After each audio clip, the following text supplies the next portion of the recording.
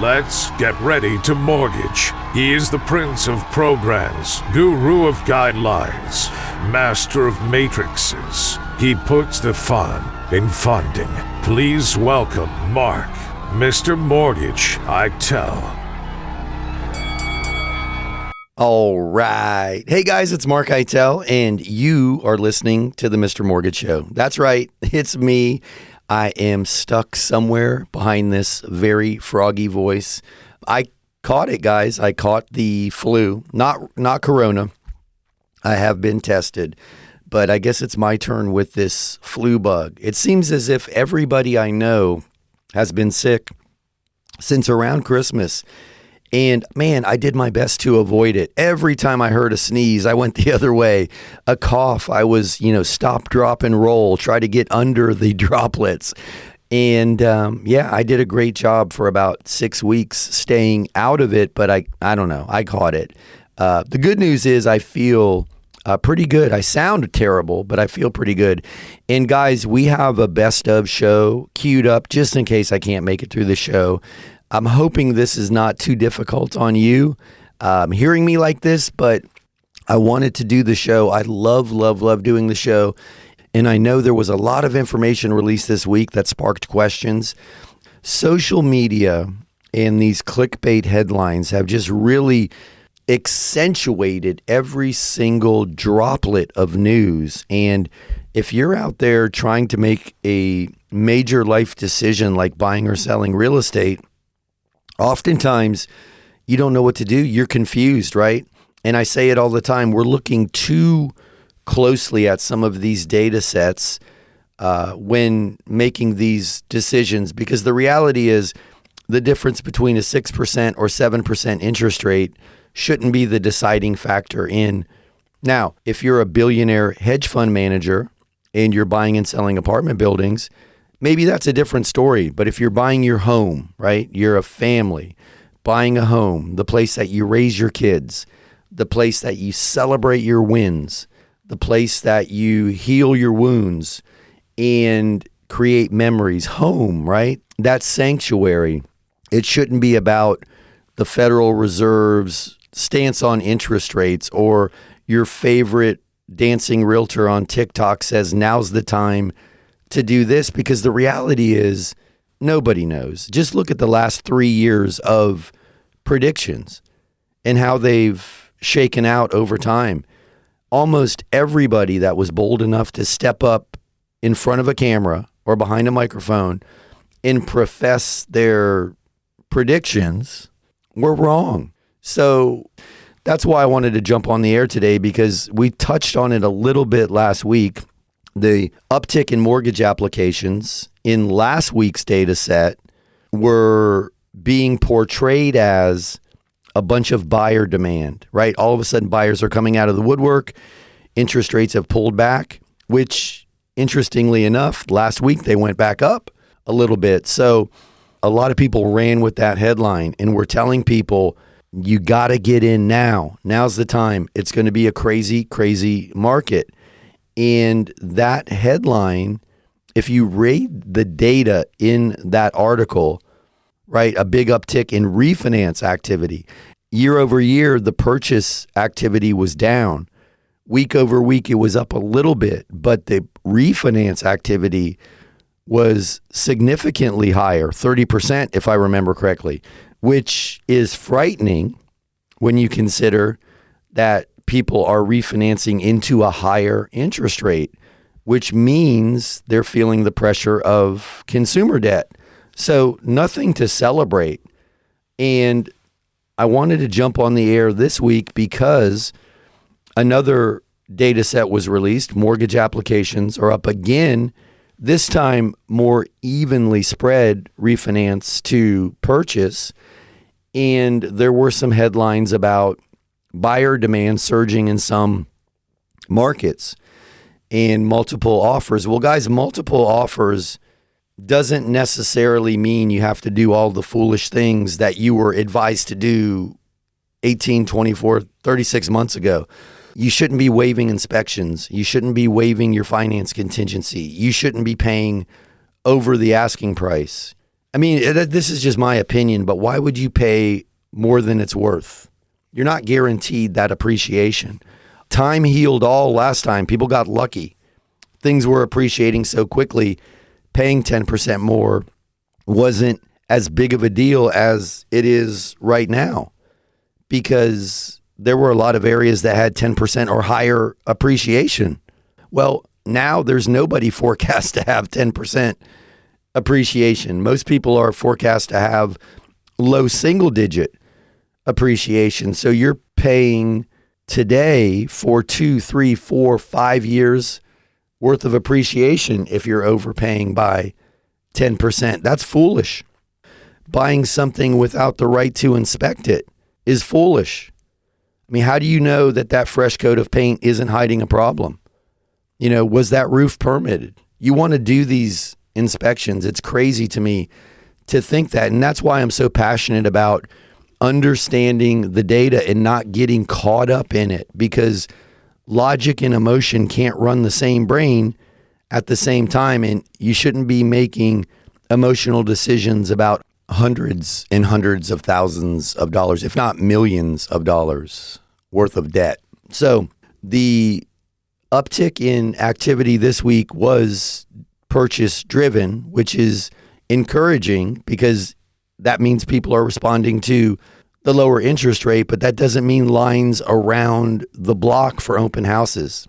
There are a lot of people who have gained a significant audience during this social media driven real estate cycle who are giving misinformation or information that is not based in fact, or worse yet, self-serving to generate business for the person giving that information. So don't get caught up in the emotion.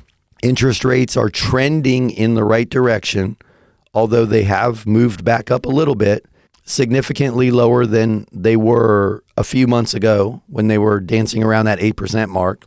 All of this is good news. And the reality is, if you want to buy a home, if your family needs a home, if you're credit qualified and you can afford the payments and you can get a good rate on a fixed rate mortgage, then buy the house. Don't get caught up in the, well, rates are going to fall to 4 because I saw it on TikTok. Guys, rates aren't going to fall to 4. And the market's not going to crash, not unless a whole bunch of people suddenly choose to sell their house. And we can dive into why that won't happen. I mean, people could hold the homes they have right now and rent them based on, even though the cost of rent has come down 3 months in a row, compared to the average mortgage payment and the average amount of equity that people who've owned their home longer than 2 years have, it's still a huge, huge gap. People could rent their homes and never have to sell them. So guys, inventory is the only thing that's going to push pricing down. If you can afford it and you want that home and you're not playing the market, right? This isn't Bitcoin. This isn't a Robinhood account. You're raising your family in this dwelling. Then base it on, does it meet my needs? Can I afford it? Bam, I should buy this house. And if that's not the case, then you shouldn't. And I alluded to rents falling. Maybe it's a good time to exhale and rent and save up some money for more of a down payment, or to give yourself more options in the future. So guys, that's the gist of this week. I just don't want people to get swept into the emotion. People have been buying and selling homes, building equity, raising their family, making those little crayon marks on the door. Johnny is now 4'6", way before TikTok, Instagram, and cell phones, way before podcasts, way before mortgage radio shows. So does the home meet your needs? Does the payment fit your budget? Bam. Guys, it's just that simple sometimes. We have definitely become over-informed and there's just too much information.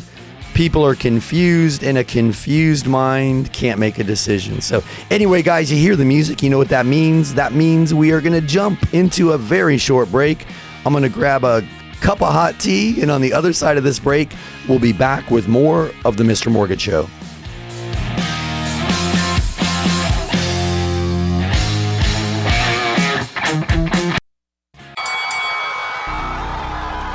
Welcome back to the Mr. Mortgage Show. Call us now at 855-462-7292.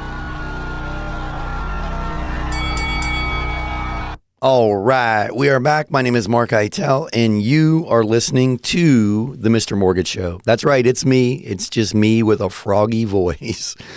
I caught the crud. I'm almost over it. Guys, I sound far worse than I feel. I actually feel pretty good, but I'm digging this FM jazz DJ voice, right? Next up, the smooth sounds of Kenny G. Well, I don't know how that sounded for you out there, but in my mind, I sound like a jazz or a late night FM DJ. Anyway, guys, this is the Mr. Mortgage Show. Thank you so much for choosing to spend a little bit of your day with us. Jen is with me as always, but guys, don't worry. She is safely lodged in the engineer booth behind the big sheet of glass, giving me hand signals and womaning the Anytime hotline. You can get your questions on the air by calling or texting 855-462-7292. That's 855-462-7292. That is the Anytime hotline. Or if you prefer, you can head over to MrMortgageRadio.com. That's MrMortgageRadio.com. And you'll see that big orange button that says get your questions on the air. Just type your question in right there. It'll pop up on our screen, and Jen will read it on the air for you. But guys, speaking of Jen and your questions, I want to dive right in and see what we have this week. I know a couple have come in since we started the show, so let's get right to it. Hey, Jen, go ahead and throw me the first question. Bobby sent us this. Why are new home builders able to offer such a low mortgage rate? Are there special programs for new builds? Hey, Bobby, this is a great question. I appreciate you asking this one because it gets a lot of people super confused. You see the ads for the new construction neighborhoods, and oftentimes those mortgage rates are sometimes 2 full percentage points lower than you're seeing advertised anywhere else. And our human nature kicks in and we say, well, what's the catch, right? Is this a scam, or is it a temporary buy down and the rate's going to jump right back up after a short period of time? And is it going to go even higher than it would if I just got a normal mortgage? So great question. First, let me say it has nothing to do with special programs for new construction. That's not the case. There's a couple things that give the builder these opportunities or this flexibility, if you will, that a typical home seller may not have or may not be aware of. So firstly, they're paying wholesale prices for everything in the construction of that property, right? So that kitchen cabinet package costs them less than it would you or I if we remodeled our home. Not to mention that we paid for kitchen cabinets once and then had them torn out and new ones put in because the house came with kitchen cabinets. My point is they're paying less. So they've got profit built in places that a lot of resellers don't. They're paying wholesale for everything. They're buying 150 swimming pools instead of one. And you see a big difference in what it costs to put a pool in for a builder and what it costs for a homeowner to put a pool in. And I know this because I grew up in a family of home builders, so I get it, right? So that profit margin that they have allows them to allocate some of it to buy an interest rate down. And that could be all it is. They could be offering to buy the interest rate down. And if they are, I always suggest a permanent buy down just because I'm more conservative. I think a permanent rate buy down is a very, very good use of a seller contribution, or in this case, a builder contribution.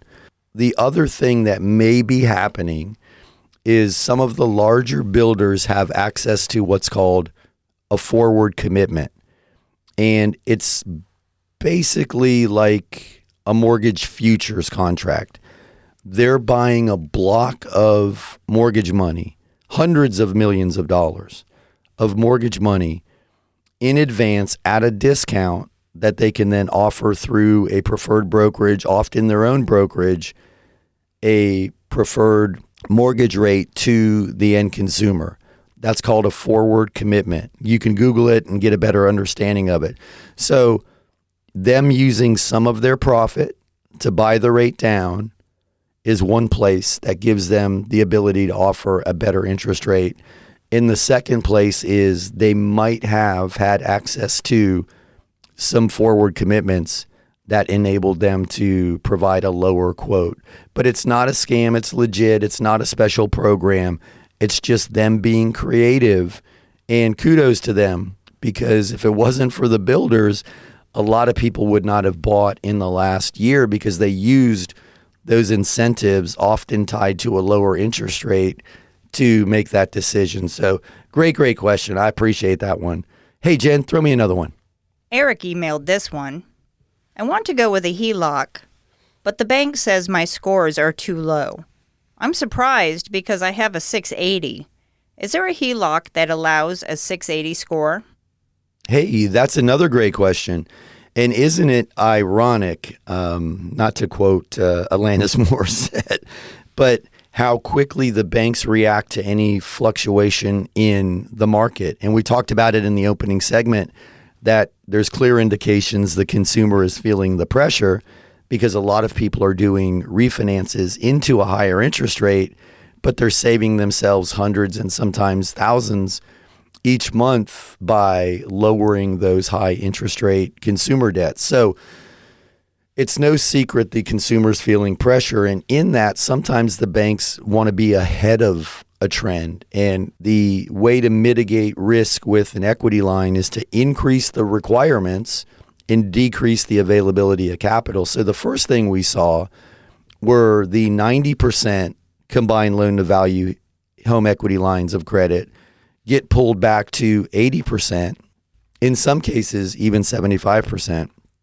And then the other side of that is the credit score requirements being increased. And there are some HELOC lenders that require a 740 credit score. And a 680 credit score is a good credit score. And to answer your question, yes, we have access to equity lines and we would be happy to help you. I always recommend starting with the bank because the bank has the best rates and closing costs with an equity line.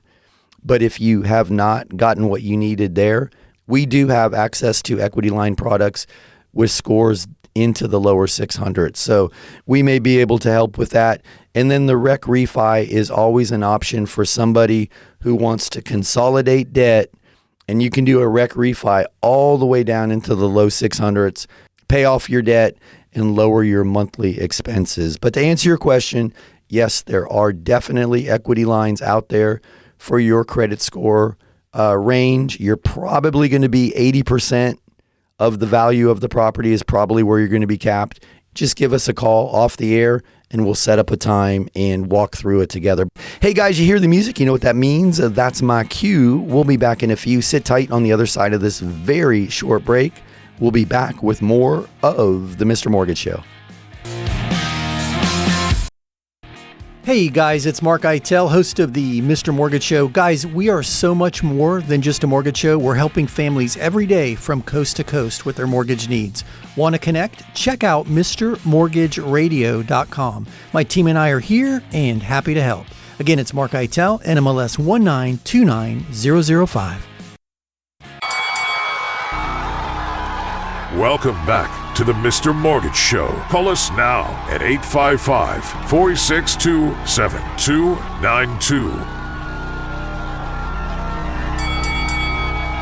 All right, we are back. My name is Mark Eitel, and you are listening to the Mr. Mortgage Show. That's right. I know I sound like Froggy from Our Gang.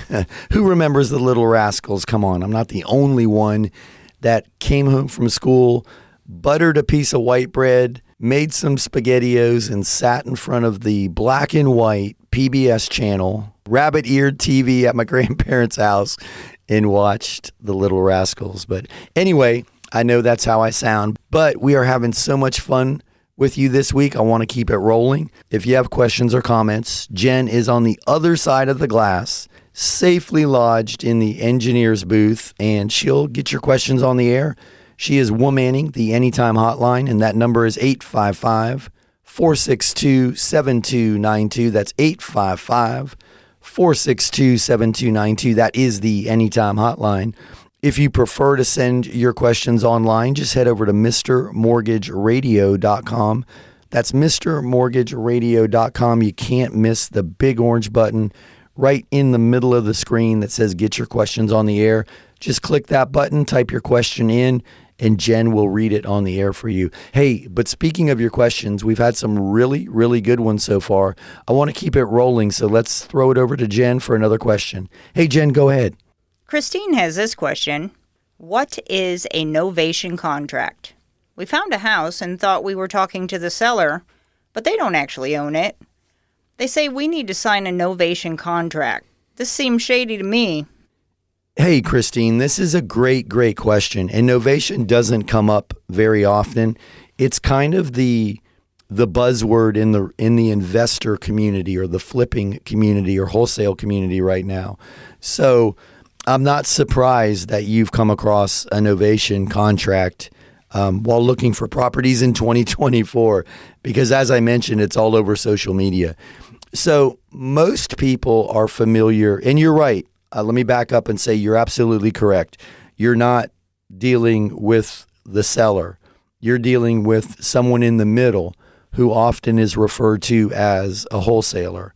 And the owner might have found themselves in some financial challenge, and this individual might have gotten them out of that financial challenge and negotiated a sales price below market on the property, which allows them to sell it at market and make the difference. So round numbers, if the owner agreed to sell the property to the wholesaler for $100,000, but it's worth $130,000, and you come along and you're willing to buy it for $130,000, well, that wholesaler just made that difference, right? The $30,000.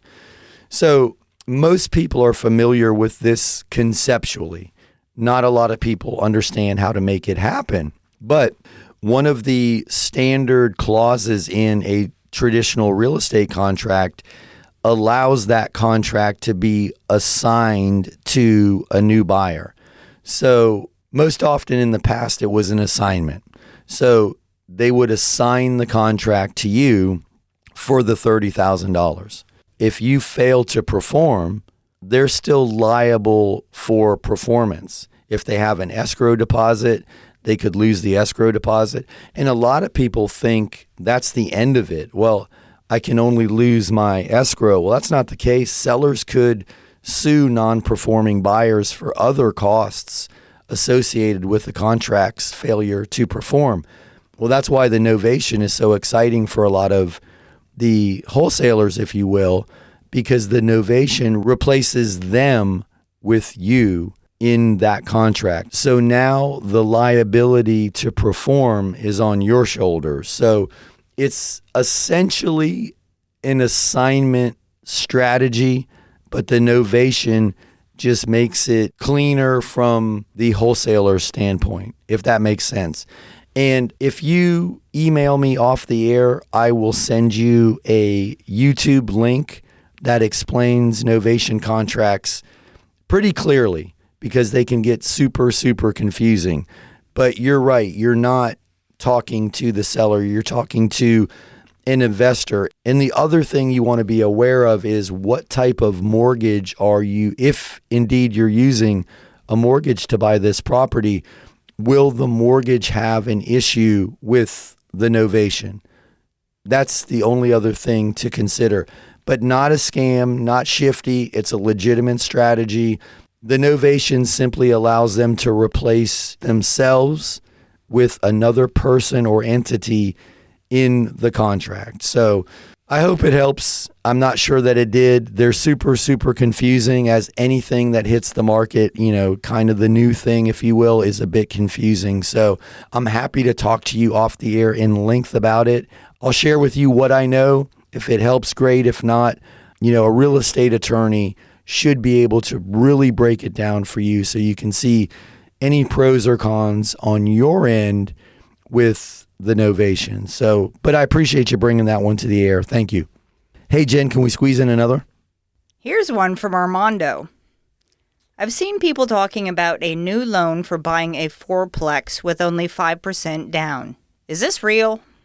Oh my gosh, Armando, thank you. This has been on my list to talk about for about 2 months, and I keep forgetting to bring it up directly, and we haven't had this question, so thank you. Yes, it is real. Fannie Mae and Freddie Mac, which are the GSEs, changed the guidelines on 4-unit in November. Now, here's where everybody's getting it wrong. And I watched somebody who I hold in high regard do a long investor presentation on the internet about this loan program, and they got it wrong. You got to live in the property. It's a primary residence loan on an investment property. So you can buy a 4-unit building, a fourplex. If you intend to move into one of the units, you can do that with as little as 5% down. But it has to be your primary residence. It can't be an investment property. You can generate income from those other 3 doors, but it's got to be your primary. And the gentleman I watched go through this eloquent presentation, how you can do it once a year, and if the units are generating $2,000 a month, that's $8,000 a month in income. No, it's not. It's $6,000 a month in income, because you have to live in it as your primary residence. And the interesting thing about all of this is FHA has always allowed you to do this. Always. And you can do it with 3.5% down. So it's getting a lot of attention, but it's also getting a lot of misinformation spun about it, because with 5% down and you occupying one of the 4 units as a primary residence, then yes, there is a Fannie Mae or Freddie Mac conventional 30-year loan program available with just 5% down. FHA's always allowed it with 3.5% down, which is the irony in all of this. Different underwriting guidelines, I get it, completely different loan programs, but it's not an investor loan for an investment property. It's a primary residence loan for someone who wishes to occupy one of the units as their primary. I can't stress that enough. People are getting this one very, very wrong. So I'm very glad that you brought this to the table. If you're not going to live in the property, you're going to have to use the landlord loan, a DSCR loan, or a traditional investment property loan. So great question. I thank you for that one. Hey guys, you hear the music. You know what that means? That's my cue. We'll be back in a few. Sit tight on the other side of this very short break. We'll be back with more of the Mr. Mortgage Show. Hey, it's Mark Eitel, host of the Mr. Mortgage Show, and I'm going to interrupt this commercial break to ask you for a favor. If you know any friends, family, coworkers, or the guy in front of you at the grocery line who's talking or thinking about buying or selling or refinancing real estate, I'm hoping I can count on you to help me spread the word, introduce them to me, to the team. You can do that by simply sharing MrMortgageRadio.com. That's MrMortgageRadio.com. Guys, it's Mark Eitel, NMLS 1929005. Now, back to the commercials. Welcome back to the Mr. Mortgage Show. Call us now at 855-462-7292. All right, we are back. My name is Mark Eitel, and you are listening to the Mr. Mortgage Show. Man, I think we're going to make it. I wasn't sure when we opened the show up. Man, I think my voice is going to hang in there. Guys, thank you so much for hanging in there with me today. If you've got questions or comments and you want to get them on the air, there's still plenty of time. Just call or text 855-462-7292. That is the Anytime Hotline, 855-462-7292. Jen is womanning the hotline safely behind the glass in the engineer's booth, I might add. She is nowhere near this germ-filled studio that I'm in. She is laughing at me as I'm doing this. But anyway, guys, she is womanning the Anytime Hotline and will get your questions on the air. Just call or text that number, 855-462-7292, or head over to MrMortgageRadio.com. That's Mr. MrMortgageRadio.com, and right in the middle of the screen is a big orange button that says get your questions on the air. If you click that button, type your questions in, they'll pop up on our end and Jen will read them on the air for you. But speaking of Jen and your questions, I'm going to throw it her way and let's keep the questions rolling. Hey, Jen, go ahead. Chelsea has this question.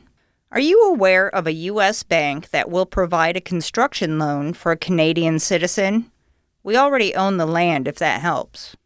Hey, Chelsea, this is a great question. I'm not aware of a construction perm loan for a Canadian citizen with a U.S.-based bank.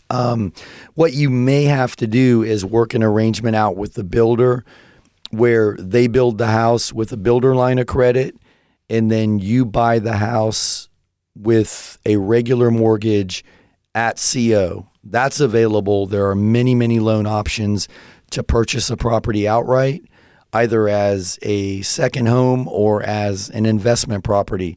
But building it with a traditional construction perm loan in your name from the groundbreaking, I'm unaware. I do not think that there is a loan program available that will make that happen. But again, if you find a builder who will build the home with their builder line of credit and then sell it to you upon completion, that may work. And I'm happy to walk you through the details of that. But great question. Thank you for that one. Hey, Jen, throw me another. Ian wants to know. We'd like to help our son buy a home, and I'm wondering if we give him the down payment money, will he still be able to ask for the seller to pay closing costs? Hey, Ian, this is a great question, my man. I appreciate this. So, yes, he can still ask for the seller contribution.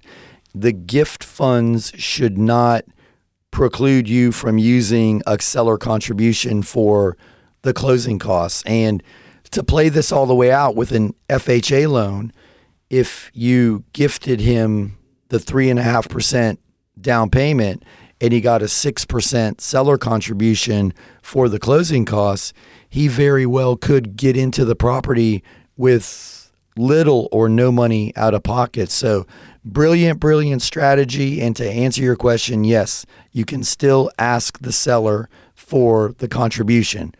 Great question. Hey, Jen, do you have another one ready? Okay, go ahead.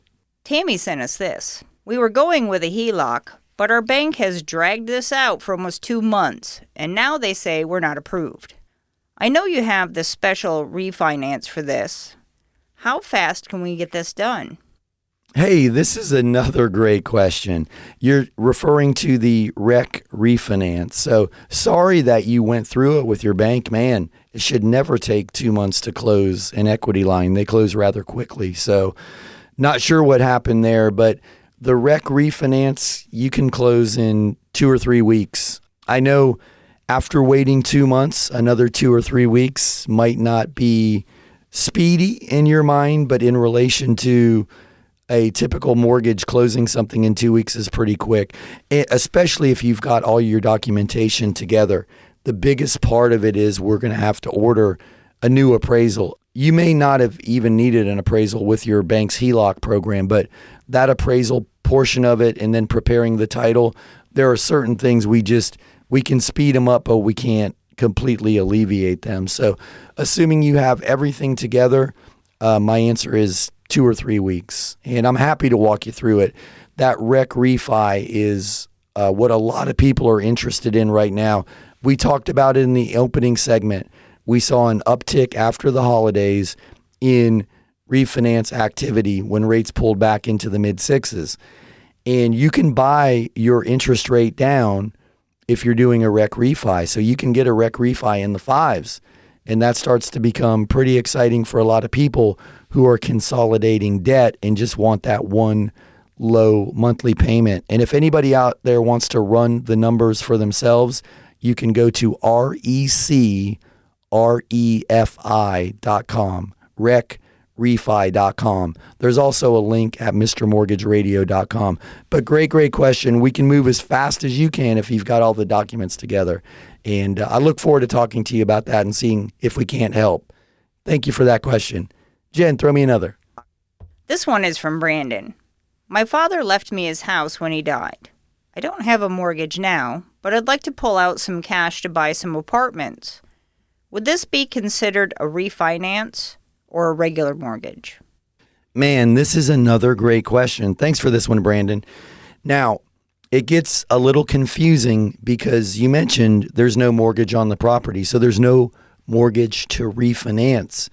But if you already own the property with no mortgage, a new mortgage is going to be considered a refinance. So I know it's a little bit confusing. And guys, this also holds true if you had a mortgage and you paid it off and now you want to take another mortgage to pull some cash out like Brandon. And good on you, my man. Good on you for taking the opportunity to use some of that equity to buy some rental properties. Why not, right? It's a great time to do it. So even if you've paid your existing mortgage off and then later choose to take another mortgage to pull some cash out, it's considered a refinance. So great question. I know it gets confusing. Existing mortgage or not, if you own the property, it's going to be classed as a refi. Great question. Appreciate that one, Brandon. Hey, Jen, do you have another? Stacy has this question. I own a home in an LLC. I originally bought it to flip, but now that it's finished, I'd like to keep it and make it my home. Can I buy it from the LLC? I'm not sure if me owning it is an issue. Guys, I've said it before since the holiday break. I don't know what's going on in the universe, but our listeners are asking the very best questions. I swear this is another great one. So you own the property now in an LLC. You were going to flip it. You're going to keep it now. But you own the LLC and you own the property. So essentially you're trying to sell it to yourself, which you cannot do. It's going to be treated as a refinance, another refinance question here. So you can refinance it out of the LLC into your personal name and pull the cash out that way. It's not going to be a sales transaction from the LLC to you unless, let me back up and say this. Unless you're a minority owner in the LLC. I guess I should have started there. But if you're the sole owner of the LLC or a majority of the LLC, it's going to be treated as a refinance. It's not as uncommon as you would think, although it's not something we get to talk about on the air very often. So I'm glad you brought that up, and I hope that helps. Hey guys, you hear the music? You know what that means? Ooh, my goodness, we made it. I don't know how we did it, but we made it through this week's show. Thank you for putting up with my froggy voice. I did not want to sit this one out. I wanted to be here with you this week. Jen, as I mentioned, is hiding behind the glass. She is safe from germland, and I don't blame her. Guys, I feel way better than I sound, but again, thanks for hanging in there with me. If you need us when we're not on the air, go to MrMortgageRadio.com. That's MrMortgageRadio.com. All our information is there. One more time for the kids in the back, MrMortgageRadio.com. Otherwise, join Jen and I right here next week, same time, same station. Guys, have an awesome week. We'll see you next time.